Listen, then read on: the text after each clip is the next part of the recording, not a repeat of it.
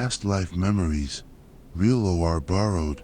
Hello you, it's us again, in the quiet space of the late night, a space separated from the clamor of the outside world, where only thoughts, unanswered questions, and the whispers of your own mind remain. Tonight, Sleepless Mind won't take you through vast universes or explore lost civilizations. Tonight, we will dive deep into a land even more mysterious than the Milky Way or ancient empires. It is yourself. Have you ever been sitting in silence, relaxing your body in a familiar chair, or curled up warm in bed, and then, like an inexplicable magic trick, your brain automatically starts playing an old song from 2007? A vibrant pop-punk melody you swear you haven't heard in at least 15 years. Or a sappy ballad by a singer whose name you've long forgotten. There's no clear reason, no one asked for it. It just starts playing, echoing in your mind, like a ghostly playlist on random from an old iPod buried deep in the basement of your mind. Covered in the dust of time, you can't turn it off. You can't skip the track.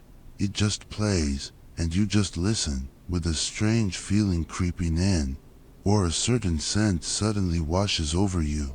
Without warning, without invitation, the smell of an old book, yellowed with age, its pages brittle and ink faded, the smell of the first rain of the summer season, pattering on the old tin roof of some house, bringing with it the damp earth and a fresh, nostalgic feeling, and suddenly, a nameless, shapeless feeling rushes in. It's not a clear, specific memory of an event or a person, just a feeling, a deep, wistful feeling, as if you've been here before, felt this way before, in a different context, a different time.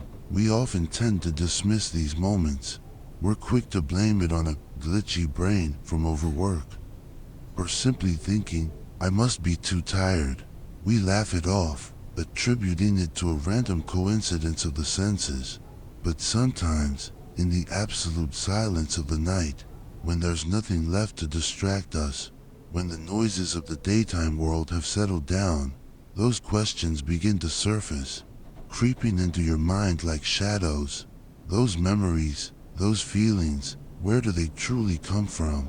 And that, my friend, is why you're still here, awake with Sleepless Mind tonight, because you, just like me, feel that there are things about yourself, about the deepest sensations in your heart, that Google, with all its vastness, simply cannot answer, questions that lie beyond the realm of algorithms and data. Now, lie down and get comfortable. Close your eyes if you wish, and let your mind drift. I'm going to tell you a story about memories that do not belong to the present. A story that might not give you the final answer, might not unravel every mystery, but will certainly give you better questions, deeper ponderings about who you truly are. Why does a place you've never been to feel so familiar? Imagine you're on an exploration trip.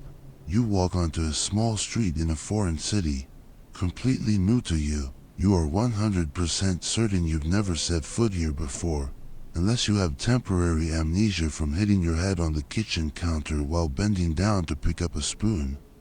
A very possible accident in this busy life, but let's assume that's not the case for now. And yet, you feel a sense of familiarity, a strange familiarity that cannot be explained by conventional logic.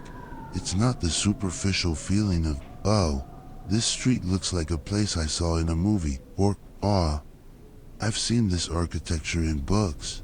No, it's much deeper than that. It's a sense of belonging. You walk along the old cobblestone sidewalk, and a peculiar certainty creeps into your mind. You know that if you walk 10 more steps, there will be a small coffee shop tucked away on the corner, with worn-out wooden tables and chairs that have aged with time, where the afternoon sun streams through the window. You feel that if you turn right at the next intersection, you'll see an ancient red brick wall covered in lush green ivy, where a rusty old bicycle once leaned, and you know for sure, an absurdly irrational certainty, an affirmation that defies all reason, that the old bookstore up ahead, with its faded sign, has a creaky wooden staircase leading to a second floor, filled with the scent of old paper and the dust of a million stories. And a strange sense of peace. You've never been here, you've never had a physical experience in this place, but on some uncertain autumn afternoon, in the middle of a strange city, you have a strong feeling that you've lived here before. Perhaps you even feel a vague sense of nostalgia, a gentle sadness creeping into your heart as you look at a certain balcony adorned with flowers, or an old window, a nostalgia for something you can't quite grasp, but one that feels incredibly real. This is not as rare an experience as you might think. Many people have described similar feelings.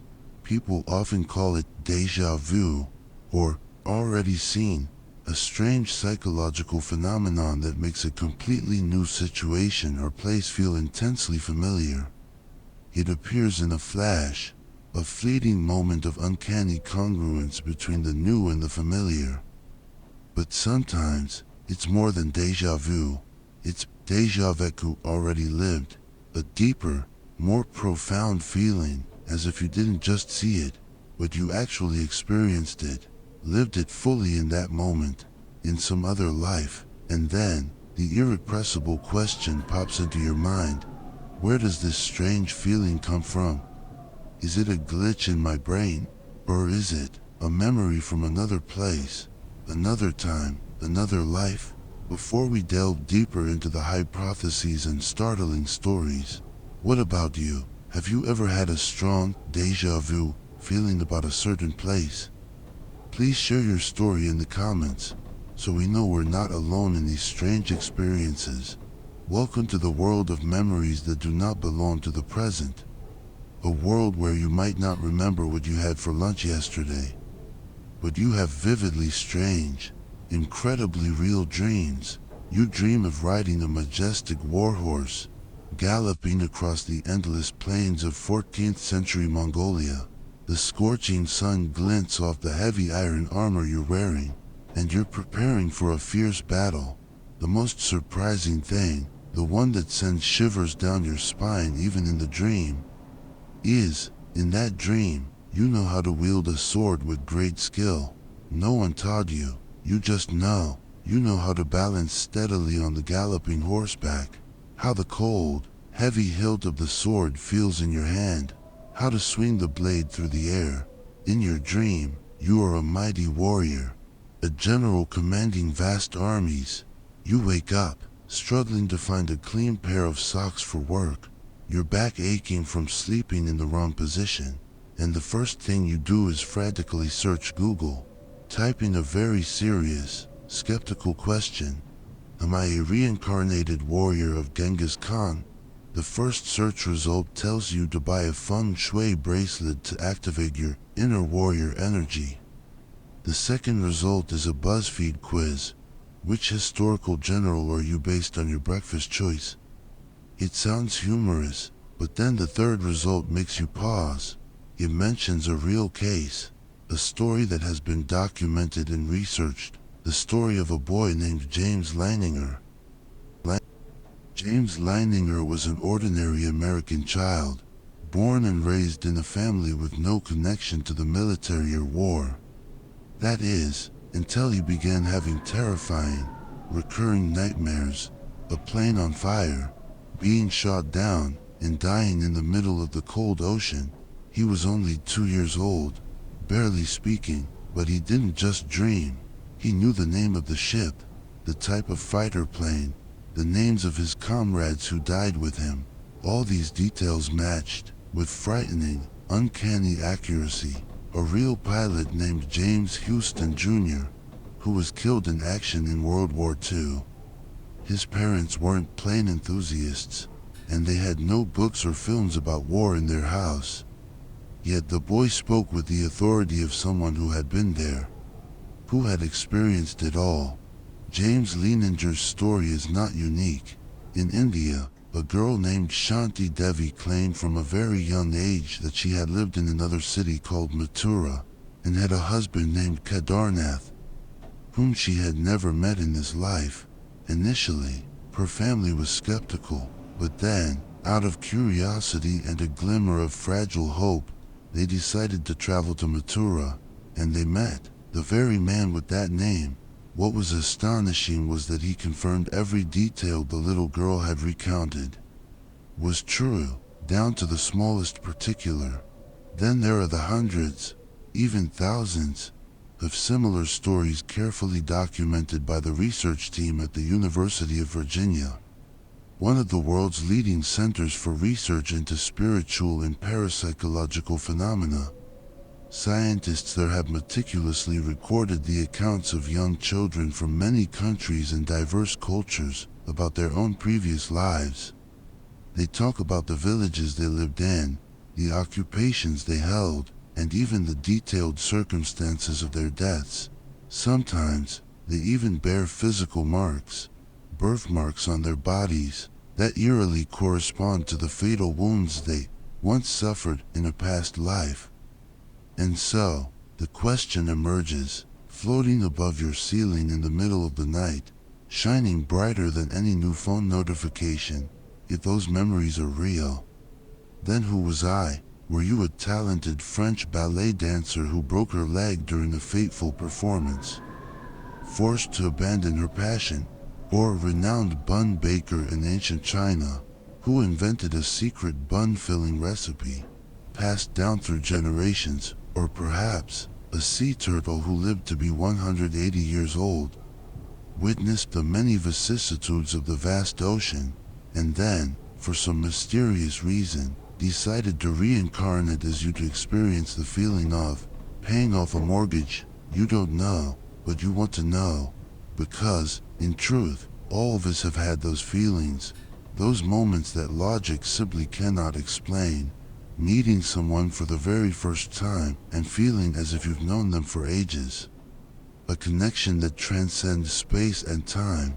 Standing in front of a painting in a museum, a work of art you've never seen before, and suddenly bursting into tears without understanding why. As if it touches an old, deep sorrow. Hearing a piece of classical music, an unfamiliar melody, yet your heart aches, feeling a very distant, very old sense of loss, like an echoing memory from a bygone era. You can't explain it, no one can explain it, and perhaps that's why you're still awake, still listening to this part of the video, still captivated by mysteries that lie beyond the grasp of conventional logic. But wait, before you start packing your bags to find your tribe in Mongolia, or digging through libraries for clues about that secret bun recipe, there's another possibility, a hypothesis that science wants you to consider. Perhaps all of this is just a borrowed memory. Perhaps, in the past, you unintentionally watched an old documentary about World War II, with images of burning planes and stories of brave pilots. Or you read a fascinating historical comic book in 3rd grade about Mongolian generals. Or perhaps, you simply overheard your grandmother telling a fairy tale while you were half asleep, drifting between the lines of reality and dream. Then your brain, like an overly creative and slightly bored video editor in the age of AI, went into overdrive. It cut, pasted, mixed, remixed, added dramatic slow motion effects, and published it as an exclusive blockbuster film titled My Past Life. Played repeatedly in your mind as a vivid dream or a strange intuition. Science calls this phenomenon cryptomnesia, when you recall a piece of information, an idea, a story, but have completely forgotten where you learned or heard it, and so, you genuinely believe that the idea is yours, or that the memory just appeared in your mind, without any clear external source. So, what's the verdict? Are past life memories real, empirical evidence for reincarnation, or are they merely the product of a brain that loves to tell stories and has absorbed too many movies? Too much information unconsciously? No one can be 100% sure of the final answer. But one thing is for sure, an undeniable truth. Your brain is very, very good at creating the feeling of real. Have you ever dreamed that you were falling from the roof of a skyscraper? The sensation of wind whistling past your ears, the tightening in your stomach, and the sheer panic as the ground rushes towards you. You wake up, your heart pounding as if trying to escape your chest, your hands sweaty, your leg jolting as if preparing for immediate impact. That feeling, that moment, is 100% real, as vivid and terrifying as a real experience. But the reality is you're still lying safely in your warm blanket, perfectly secure, about 45 centimeters from the floor, and in your hometown. No one builds 8-story buildings or skyscrapers. So where did that feeling come from? From you, from the extraordinary ability of your brain to create real experiences, intense emotions, without needing any external stimulus from the outside world. And it's also possible that all those past life memories come from you, but from a version of you that you don't yet fully understand. A deeper, more complex version, perhaps containing information or emotions that your daily consciousness hasn't yet accessed. You return to the original question, the one that compelled you to seek out Sleepless Mind tonight. Who was I? Perhaps you never lived in the Middle Ages. Perhaps you weren't a mighty Viking warrior. Perhaps you are just a multi-layered soul, a born storyteller, someone who loves to connect the things that haven't been put into words. Someone with the ability to feel and resonate with stories that transcend time. And that doesn't make you weak or delusional. It makes you very human, very deep, very alive. It is part of the inherent magic in how the human brain and soul operate. Why do children remember things we've forgotten? Have you ever closely observed a 3-year-old? Really closely, with all your attention? They are not just adorable little beings, they are magical memory machines. Machines with brains operating at a frequency that we adults have perhaps forgotten how to tune into. They can remember the lyrics of a commercial jingle you only accidentally played once on TV. They remember the exact location of the TV remote that you've been desperately searching for 15 minutes, tearing the house apart without finding it. And they remember with perfect clarity that you accidentally swore during last year's holiday, and they bring it up with innocent timing right when all the relatives are gathered for a memorial dinner, making you want to sink into the floor. A child's memory is a terrifying superpower, isn't it? But what's stranger still is when they remember things that have never happened in this life of theirs, memories not found in any family photo album, not recounted in any fairy tale you've ever read to them. You might think, well, kids have great imaginations. My niece even imagines her best friend is a pink dinosaur who can play the piano. So what's so strange about that? That's true. A child's imagination is limitless, a door that opens to colorful worlds that we adults have often closed off. But what about stories like this? A 4-year-old girl in Myanmar, never exposed to violence, suddenly tells her parents that she was a man in her past life and was shot to death during a robbery. She recounts details chillingly, as if it were an everyday story, her name in the previous life, where she lived, the name of the shop she owned, and even the type of gun the robbers used to kill her. When her family, half believing, half skeptical, and full of worry, decides to investigate, they find the records of a man who was murdered exactly as she had described. No one taught her these things, and she certainly wasn't reading newspapers or watching crime news at the age of 3. Stories like this are not uncommon. At the University of Virginia, Dr. Jim Tucker and his predecessor, Ian Stevenson, who dedicated their lives to delving into these mysteries, have researched and documented cases of young children around the world talking about past lives, most of them between the ages of 2 and 6. These children, from India to America, from Myanmar to Europe, recount the villages they lived in, the occupations they held, and even the astonishingly vivid details of how they died. Sometimes, they even bear physical marks on their bodies, birthmarks or congenital defects, that strangely correspond to the fatal wounds they once suffered in a past life. Why that specific age range? This is an important question. This is the stage when a child's brain is like an unsqueezed sponge. It absorbs everything from its surroundings in its raw form, without filtering or censoring. A child's brain has not yet been fully shaped by society, by formal education, and by the rigid logic of adults. Meanwhile, an adult's brain is like a dried-up sponge, squeezed dry by worries, numbers, bills, and sometimes just waiting to squeeze others dry. Children say things as they see them, without additions, without subtractions, without filtering it through the question, will I sound crazy if I say this? Or, what will others think of me? And there's also an interesting hypothesis that, during this early developmental stage, the wall between their current consciousness and other deep memories, if they truly exist, is still very thin. Past life memories, if they are real, seem to surface more easily, before they sink deep into the subconscious. So what happens when these children grow up? They begin to forget. Past life memories fade, like mist on a window pane in the morning, making way for new memories.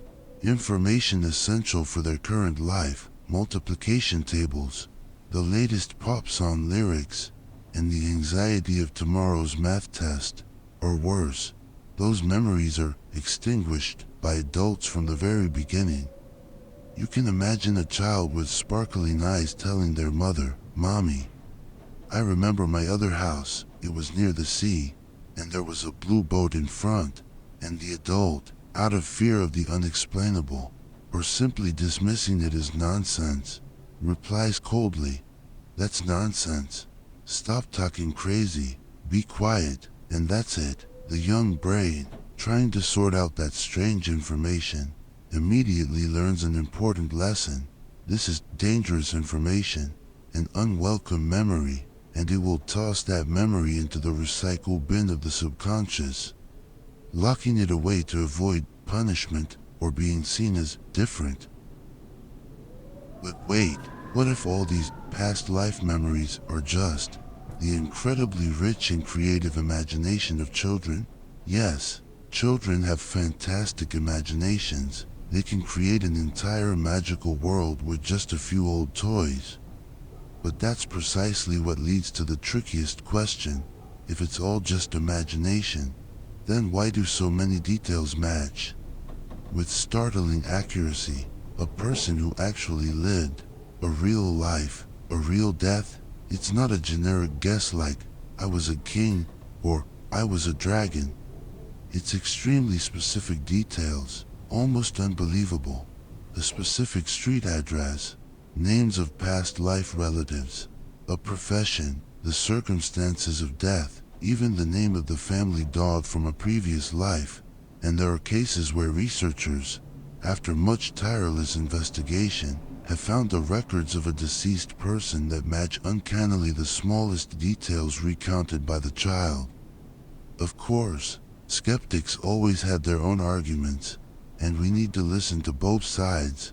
They suggest that perhaps children accidentally overheard a story from adults, on TV, or in books, and their brain reconstructed it as if it were their own experience. A phenomenon called passive information acquisition, or parents, either because they believe strongly in psychic phenomena or deeply want their child to be special, unconsciously lead or exaggerate the child's account, making the story more thrilling than reality. Or, more simply, we only pay attention to the thrillingly coincidental cases, the sensational stories, and ignore the thousands of stories children tell that led nowhere, with no matching details. This is called confirmation bias. You only remember the things that fit your expectations and forget the rest. But then, there are cases that are simply too detailed, too specific. and too unlikely to have occurred by chance to be dismissed by those explanations alone. Take another example. A child in a remote village, who has never traveled far, suddenly says one day, "I used to be a woman in the next village. I died because I slipped and fell into a well while getting water." And when people traveled to the exact village the child described, a village tens of kilometers away, they found the records of a woman who died in exactly that way 10 years prior. Not only that, what made people even more unnerved was that the child also had a large birthmark in the exact spot where that woman was fatally injured when she fell into the well. This is no longer mere imagination.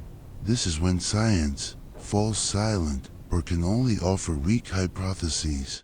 You begin to understand, perhaps when we are young, we are still tuned in to other frequencies, other information that the adult brain has gradually blocked out, because the adult brain is too busy with electricity bills, work deadlines, and answering hundreds of emails every day. It has been programmed to focus on survival and efficiency in the present world, and inadvertently filters out unnecessary information. So what about you? Do you remember anything from when you were very young? A fleeting image, a fragment of a memory you can't piece together? A melody that repeats in your head for no clear reason? An irrational fear, a fear of water, of heights, of darkness, of confined spaces. Even if you've never experienced any trauma related to them, it could just be instinct. Or it could be a piece of a memory that was never given a name. An echo from a distant past, a trace from another life. Some of these children, when asked directly, innocently and without any drama, "Why do you tell these stories?"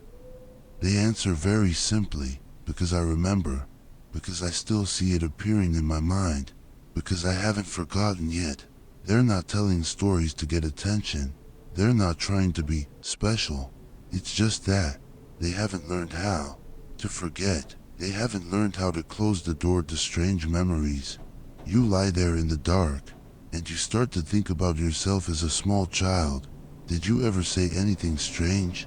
Did you ever startle your parents, making them wonder about what you just uttered? Did you ever dream of places you had never been? Familiar faces in unfamiliar settings? You probably don't remember, but if someone had recorded the things you said when you were 3 years old, maybe you would get a shiver down your spine too when reading it back. These stories truly make us think, forcing us to ask questions about the nature of memory, consciousness, and our very existence. If you also find the mysteries of the human mind fascinating, don't forget to hit the subscribe button and the bell next to it, so you don't miss any other journeys with Sleepless Mind, because we will have many more deep dives into mysterious lands like this. Now, let's continue with Sleepless Mind, to see what science has to say about these dreams that are not our own, and whether we can find any logical explanations. When science enters dreams that are not its own, you lie there, in the quiet of the night, having heard all the stories about children remembering past lives, with details so uncannily coincidental they're chilling, and you start to wonder, does this world truly have reincarnation? Or is my own brain just playing a spectacular trick on me?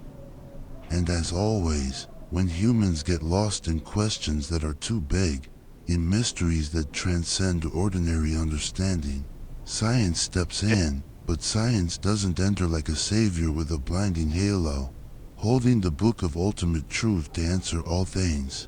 No, it enters like a grumpy neighbor, hands in pockets, knocking on your door and complaining about the noise from the spiritual party raging in your head. And it asks, with a slightly skeptical, yet utterly rational tone, "Are you sure you're not imagining all of this?" First off, science doesn't hastily declare, "There's no such thing as a past life." That would be too absolute a statement, and science, by its very nature, rarely makes such definitive claims without overwhelming evidence.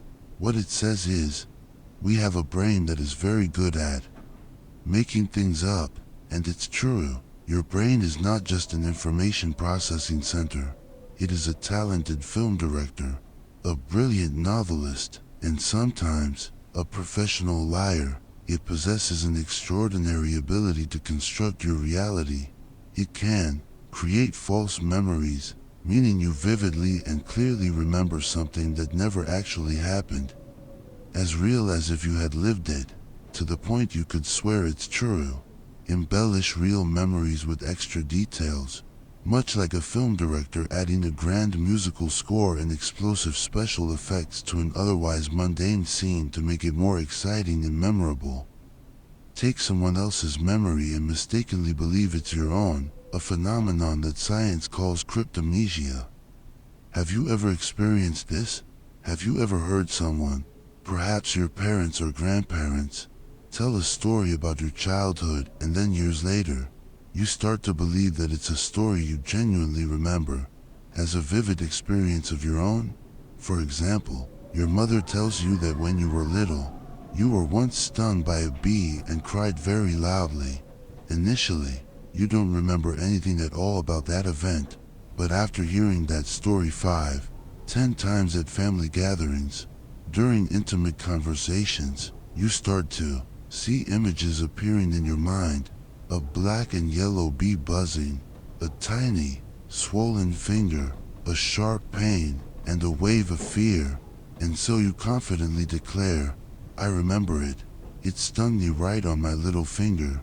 In reality, that might not be the original memory stored from an actual experience, but the result of your imagination having heard the story, processed it, and reconstructed it into a mental film, then replaying it so many times that you believe you were the main character. Having directly gone through the event, neuroscientists have meticulously studied this. Memory isn't like a pre-recorded video file stored permanently on a stable SSD hard drive. It's more like a pencil sketch. Each time you review a memory, you're not just retrieving it to look at, you're also inadvertently editing it a little. You touch up some colors to make it more vivid, erase an irrelevant detail, and sometimes you forget what the original looked like, forgetting which part was real and which was added. This means, every time you remember, the memory can potentially be changed. Scary, isn't it? So then, what about a child with a brain that is still malleable, constantly developing, and an imagination that works 24/7, without limits? The answer is, they're very susceptible to confusing the source of a memory. Perhaps they watched a TV show about history, overheard an adult conversation about a past event, or had an extremely vivid and realistic dream. And so, their young brain, lacking mature filtering and categorization mechanisms, concludes, "That was my past life." They are not intentionally lying to gain attention. It's just that a child's brain hasn't yet clearly distinguished between a truly lived experience and a product of a powerful imagination so strong it's indistinguishable from reality. A famous experiment demonstrated this, when researchers showed children a picture of a stranger, but falsely told them it was an old playmate and fabricated a few colorful stories associated with that person. Just a few days later, many of the children believed that person was a real friend they had played with. They even recounted details that no one had told them, because their brains had automatically filled in the gaps with imagination to create a complete and meaningful story for them. This phenomenon is called a false memory. And it's not just children, we adults are susceptible too. A brilliant psychologist named Elizabeth Loftus has dedicated her career to proving that adults can falsely remember even traumatic events like being abducted, if they're suggested in the right way by a therapist or an authority figure. All it takes is a few vague puzzle pieces, some skillful leading questions, an emotionally charged atmosphere, and a suggestible mind, and you can inadvertently create a brand new story with strong emotions, vivid images, and seemingly real details, but one that isn't real at all. You start to think, so how can I trust any of my own memories anymore? How can I distinguish between what's real and what's fabricated? The answer is, it's not easy, but there's no need to panic, because memories, whether truly real or seemingly false, whether proven by science or just a personal feeling, have one crucial thing in common. They affect how you live your life and how you feel about yourself in the present. And that is what matters most, more than the question of, did it really happen or not? Let's go back to past lives. Science, as of now, has not proven the existence of memories from a past life in a literal sense, but it has also not proven that they don't exist. All the explanations science provides, from vivid imagination, memory distortion, to suggestions from adults, can only explain a portion, a certain percentage of the documented cases. The rest remains out of reach. It lies in stories that are too detailed, too vivid, too difficult for a child to fabricate from thin air without any source of information. For example, a child recounts a fatal train accident from decades ago, correctly describing the structure of the train car, their seating position, and even the name of an engineer who worked on that train. When researchers investigate, every detail matches. The case file from 1921, there were no movies, no books written about it in such detail, and the child's family had no one working in the railway industry or any connection to that accident. It's at that moment you realize, maybe science is right, but perhaps it's also not yet enough. Science is like a fishing net. It can catch the big fish, the obvious truths, but it might let smaller creatures, or things of a different shape, slip through, because the net wasn't designed to catch them. Furthermore, you need to remember that science is not meant to negate human emotions and experiences. Science is a tool for understanding the world, for discovering its laws, not a hammer to smash everything we can't yet explain or every deeply held human belief. It's like love. You cannot weigh, measure, or quantify love with chemical formulas or logical analysis, but you feel it, you know it exists and holds immense power. Past life memories, for many people, are the same.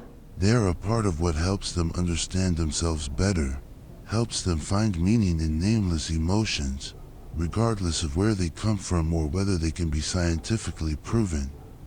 And you know what? Even if past life memories are only a product of imagination, they still hold profound value, because they say something very real about who you are. Right now, they speak to what you deeply long for, about your hidden fears, your vague nostalgia, and your unformed desires in your current life. You dream you were a mighty warrior.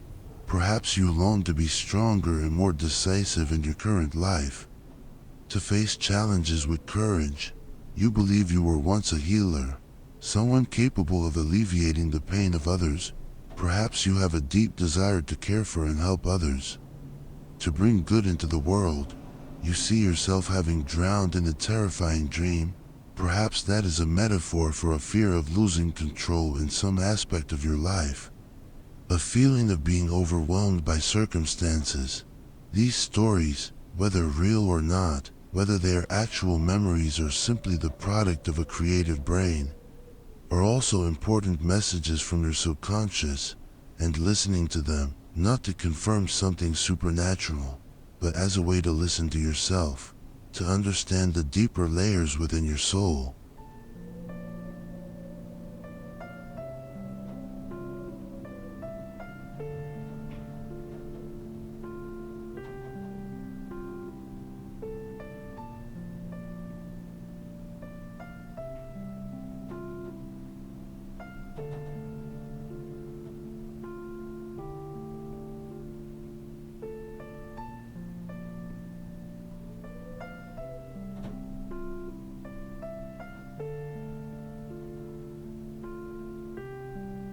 When religion and culture say, you don't just live once, have you ever looked in the mirror for a really long time into your own eyes and seen something distant there? Not the eye bags from a sleepless night, and not a sign that you need to switch to a more expensive eye cream, but the feeling as if the person in the mirror isn't entirely you, as if you were once someone else, nameless, without a specific form, but there's something silent and deeper than memory, looking back at you from within, a gaze both familiar and strange. If you've ever had that feeling, you are not alone. For thousands of years throughout history, across continents, and through every civilization, humans have always held a deep belief that this life is not all there is, that we don't just come here once, and that we will leave and then return many more times. This belief has permeated every corner of human thought, shaping how we confront death and the meaning of life. Religion calls it reincarnation, transmigration, or rebirth. Culture calls it the cycle of the soul, or the return of ancestors. And you might call it, I think I've lived somewhere else before, I just can't remember it yet. In the East, the idea of rebirth is almost a part of the air you breathe, deeply ingrained in daily spiritual life and culture. In Buddhism, reincarnation is a core concept, the foundation of the entire doctrine of karma and liberation. Humans are born, grow up, die, and are then reborn into another realm, which could be human, a heavenly realm, or lower realms, depending on the karma they have accumulated in their previous life. If you live well, do good deeds, accumulate merit, you may be born in a better place, in a more fortunate form, with a more peaceful life.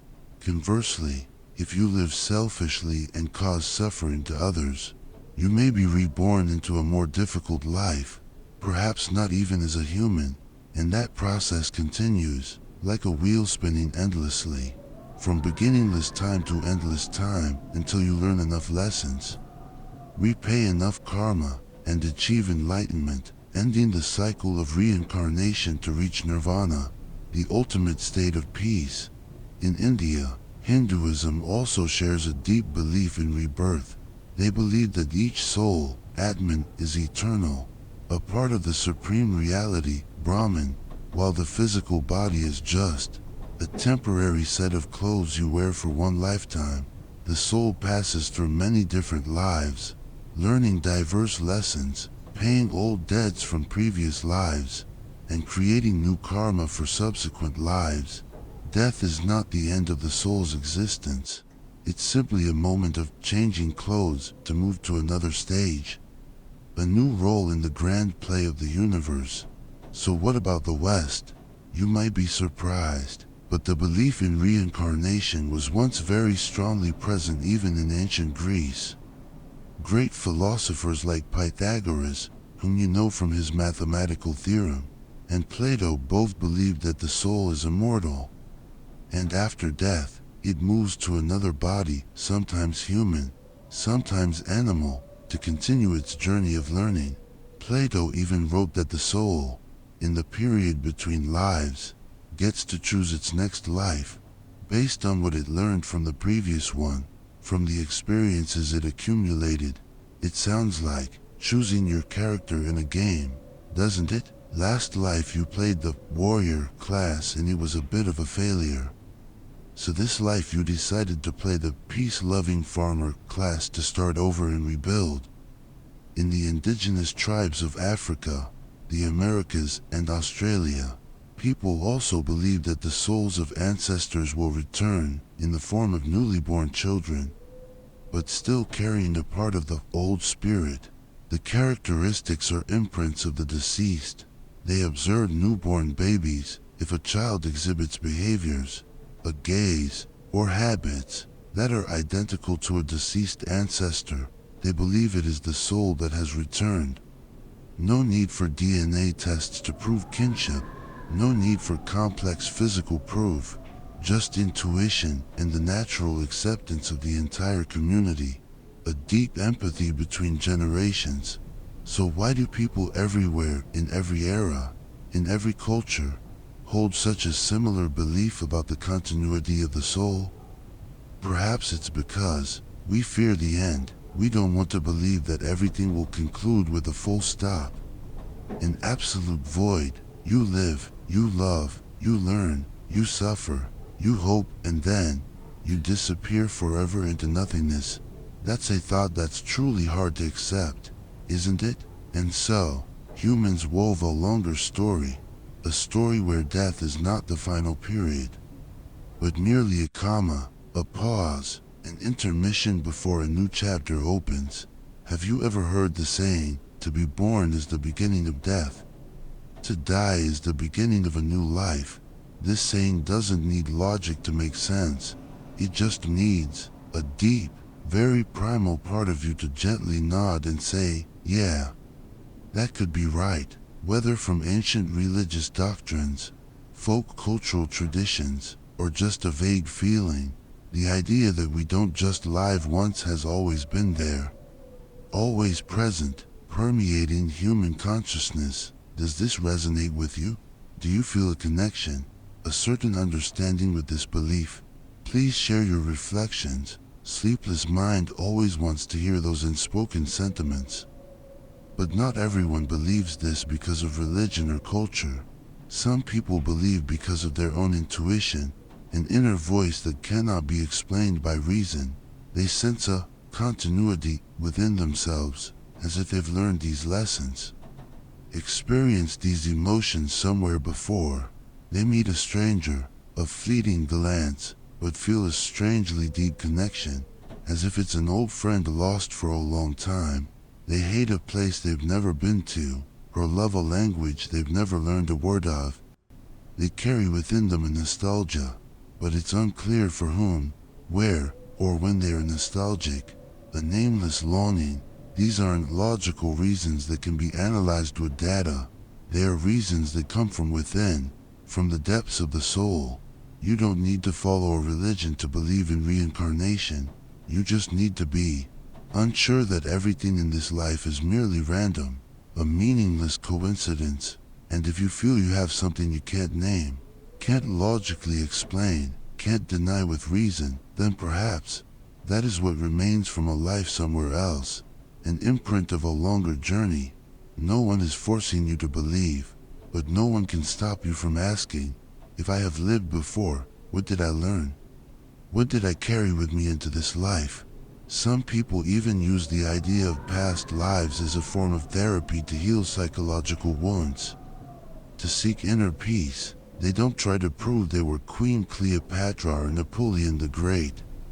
They just use the images, the emotions that appear in their minds as symbols, as signals from the subconscious, to better understand their unexplained pains, their unreasoned fears, and the deep-seated reasons why they act the way they do now.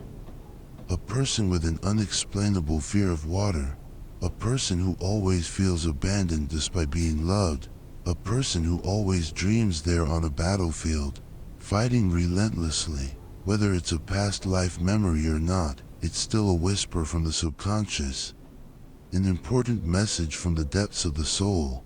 And the important thing isn't how real it is, whether you can prove it scientifically or not, but rather, does it help you understand yourself better?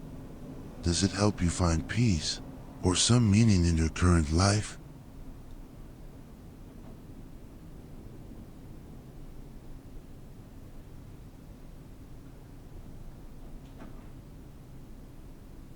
You've journeyed with me through this entire long expedition, a deep dive into the mysterious corners of the mind and history.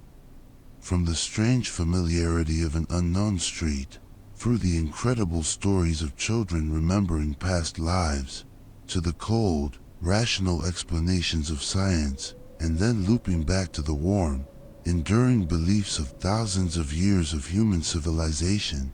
Now, as you lie quietly in the dark, with no more noisy traffic from outside, no more phone notifications disturbing your peace, just the steady sound of your own breath, you might ask yourself the initial question: the one that compelled you from the very first lines. Who was I? That question has no clear, specific answer, but you know what? Perhaps it doesn't need an answer, because sometimes the very act of asking the question is enough to open a door in your mind that you never dared to touch before. It is the beginning of self-discovery. You used to think, if I knew who I used to be, I would understand why I act the way I do now, why I have these fears, these desires. But pause for a moment and look deep inside yourself, in this very life. Right in this present moment, do you worry a lot? Are you too trusting, sometimes to the point of being hurt? Do you carry a vague sadness for no clear reason, a sense of emptiness even though life seems full? Do you have groundless fears that no one understands? Do you always feel a little different from those around you, as if you came from somewhere far away? You don't need to recall a past life to realize you're carrying more layers in your soul than you think. You are a complex being, made up of countless experiences, emotions, and even traces of things that cannot be explained. Perhaps a past life memory isn't a linear video replay of every moment. Perhaps it's just the echo of unfinished emotions, a part of your soul still learning an old lesson, a lingering feeling from a distant experience, a promise unspoken, someone not yet met again.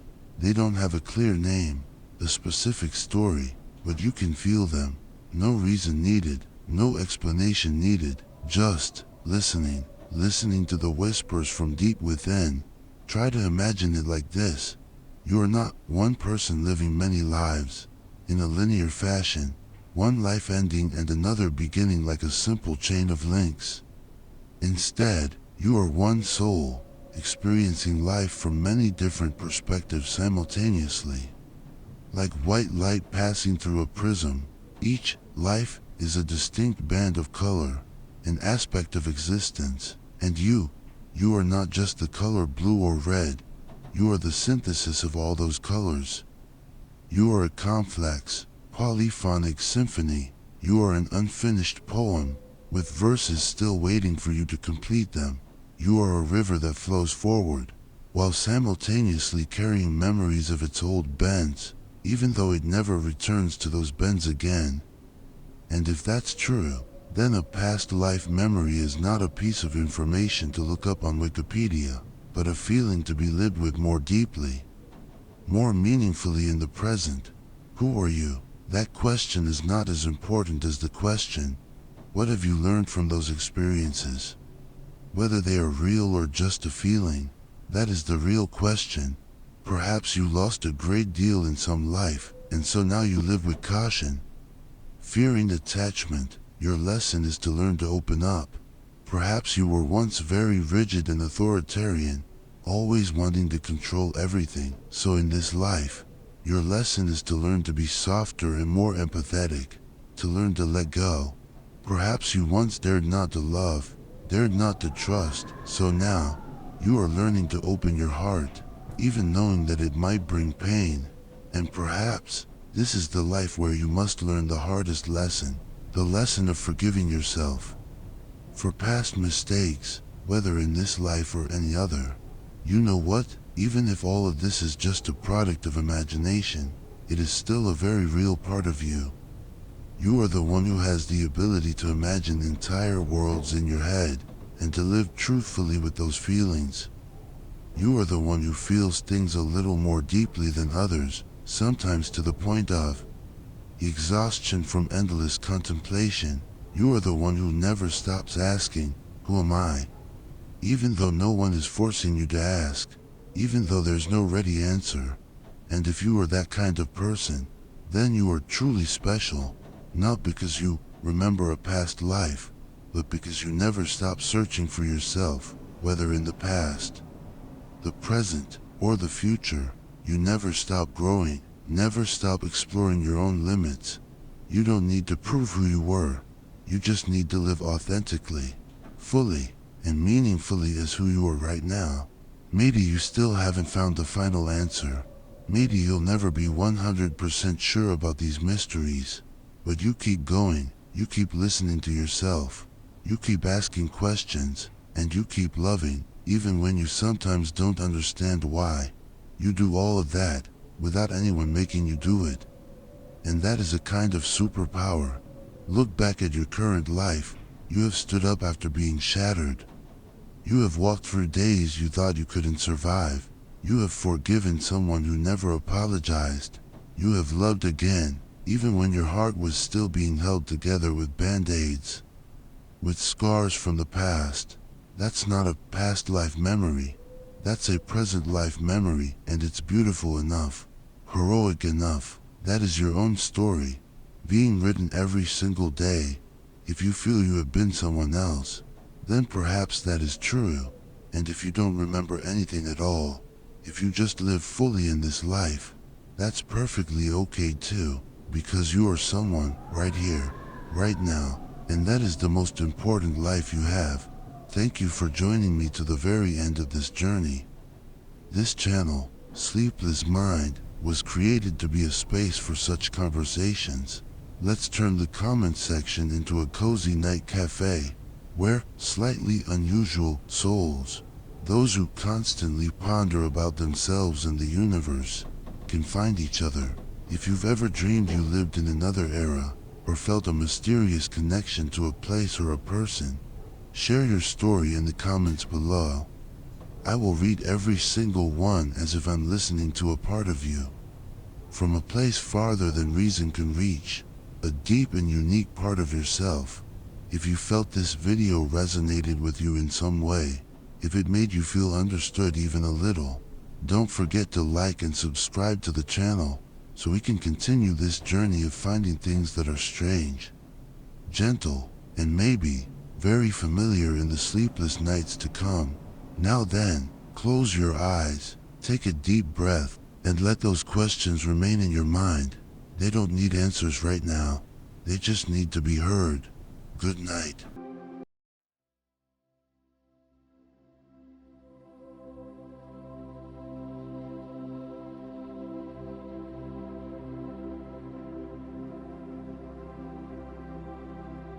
Made it all the way here, thank you. You've stayed with me through every shadow, every whisper, every unraveling thread. But now, it's time to let go. I've prepared something special, a piece of music that won't ask anything from you.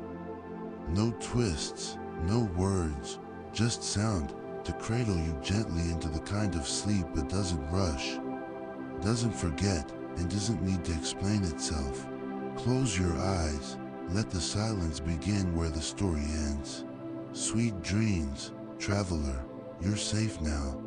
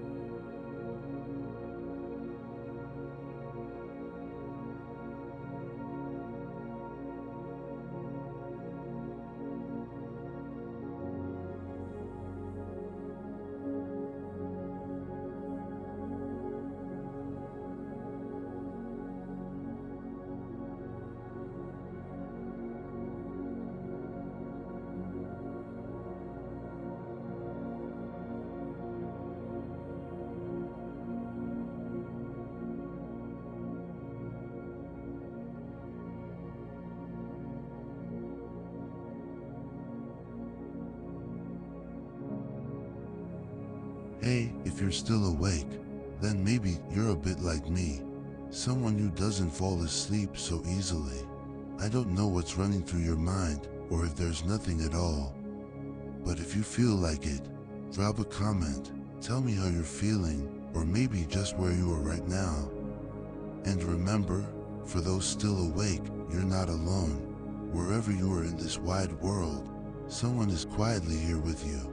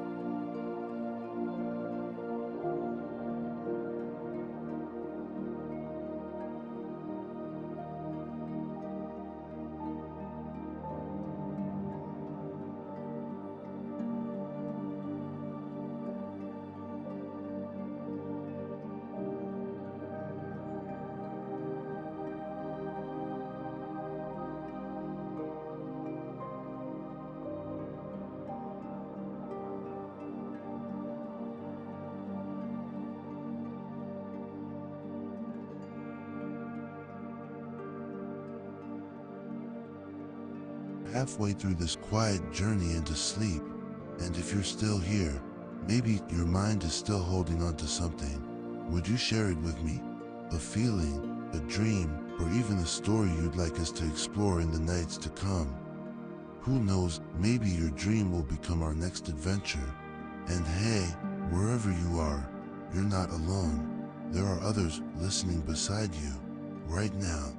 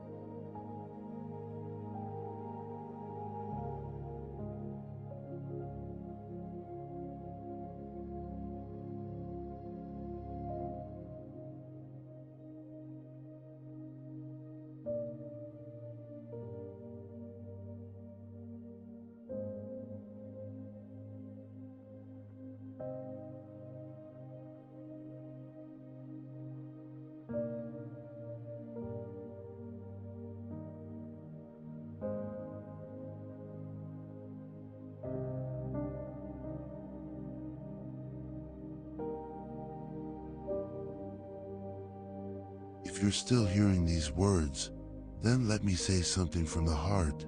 Thank you. Thank you for staying this long, quietly, patiently. Few make it this far, and yet, here you are. If you'd like, leave me a comment, a thought, a feeling, or just a single silent dot. And if you have an idea for our next journey, speak it out. Maybe that's where we'll meet again tomorrow night. And remember, wherever you are, you're not alone. Not right now, not here.